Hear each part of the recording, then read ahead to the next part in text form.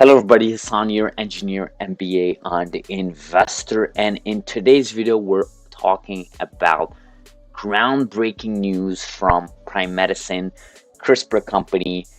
Basically, a couple of things happening here just a couple of hours ago, just before the markets open. Their longtime CEO basically gets quote unquote fired, gets let go, however words you want to put it. He gets let go, a new person takes over. It's their Chief Financial Officer Alan Rain that starts taking over the company.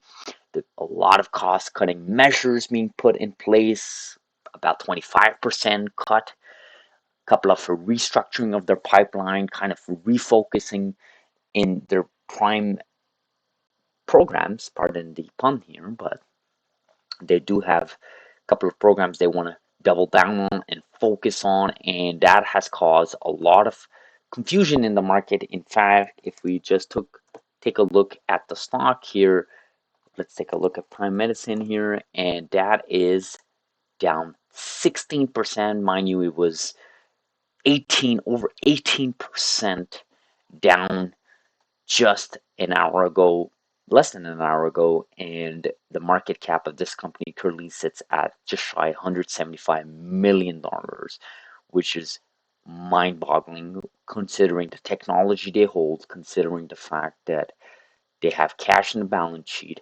That has kind of shocked everybody here in this space, especially after last week's news, which we happened to cover on Saturday. If you guys remember, it was the CRISPR gene edited baby that kind of got their rare disease potentially eradicated, got them cured. The one thing I didn't cover in that video is that it wasn't a one-time cure, it was actually a two-time edit that was done. They had to do it again the second time just a couple of months later, but it doesn't matter. That patient, that baby is now healthy, or at least that's how it's progressing to be like. We still need long-term data on that patient, but everything is looking good so far. So great news from that week. Again, that was last week, which we covered in Saturday.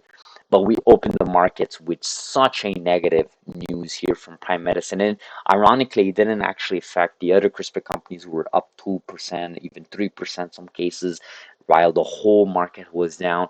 Kind of foreshadows the future here as to how these companies are being decoupled here. Whatever's happening in Prime Medicine doesn't necessarily mean it's going to tackle CRISPR Therapeutics and TLA or Beam Therapeutics. It may be a good thing or it may be a bad thing depending on what's the news, right? So that's pretty big here. Let's just take a moment here just to read this press release just really quickly here. So the title is The Prime Minister Announces Strategic Restructuring to Focus on Opportunities in Large Genetic Liver Diseases, Cystic Fibrosis, and Partner Programs alongside with CEO Leadership Transition. Initial positive data from Phase 1, Phase 2 for PM359. Okay, and they're on track to file the IND or CTA for their Wilson disease and AATD program for the first half of next year and mid of next year. So they're expecting to start that clinical program by 2027, which again is kind of still a bit 2 years out, but at least they're giving timelines here. They're not being too optimistic, I think. Alan Rain takes over Keith. That's what we just talked about. And there are some cost-cutting implementation measures being put into place to reduce cash needs to advance in key data inflection points. Again, we saw TLA do something similar. They got a lot of backlash, but in hindsight, everybody's starting to understand why they did it, especially after that data we got on Friday. Right? On Sunday, we covered that in this channel here yesterday. So if you're curious to see what that data was all about, what I'm talking about, just view last week's video. Last day's video, yesterday's video. Great data and coming from NTLA, again, in vivo technology, still using CRISPR-Cas9, but doing something novel, and that's just amazing. So now they're doing a bunch of things here. They come management update. I'm not gonna start reading all of it, but let's just say this is the big one here. Prime Medicine is undertaking cost-cutting measures, and that is a headcount of approximately 25% reduction. And I think this was kind of overdue. I think a lot of CRISPR companies are starting to do that since last year, cutting costs. It's not just CRISPR company, not just genomics company. You can argue big tech companies have done it. Different technologies, different verticals have done it.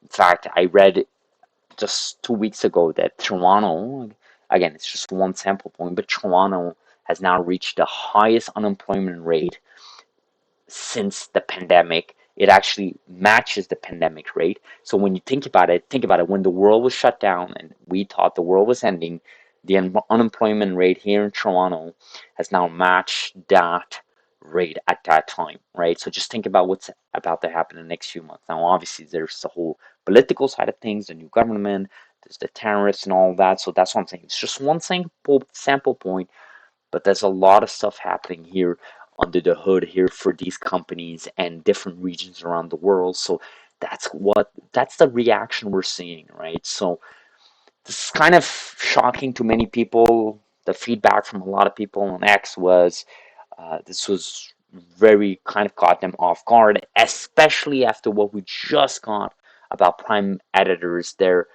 just recently. We got that, and it just kind of shocked the world here as to what does it mean, with prime editors and prime medicine. And it kind of like leads us to the next topic, which is kind of we have this amazing research paper about prime medicine, specifically prime editors, just last end of last week. Dr. Liu reposted it on X. There was a lot of hype on it, and then boom, you see this news, right? It kind of reminds you how stock market is kind of you know it doesn't really look at technology itself, right? It's looking at these types of news, new leadership, cost cutting measures, balance sheets.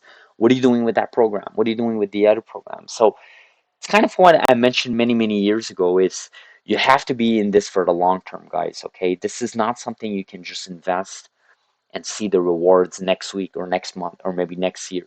You may get lucky to get the bottom. You may be lucky to get a bottom and come out with a 20, 40, 60% gain and then move on. And if you're one of those folks, day traders, investors, then all power to you. But I think I speak for myself and for many people on this channel, we look at it long term, right? And to me, it just doesn't make sense to make a business decision, an investment decision that kind of looks over, okay, what's going to happen in the next 3 hours? What's going to happen in the next 3 weeks or even 3 months? I'm in it for the long term, right? So this type of news is bound to happen, guys. Remember, in a bear market, everything negative is amplified. You guys got to remember this.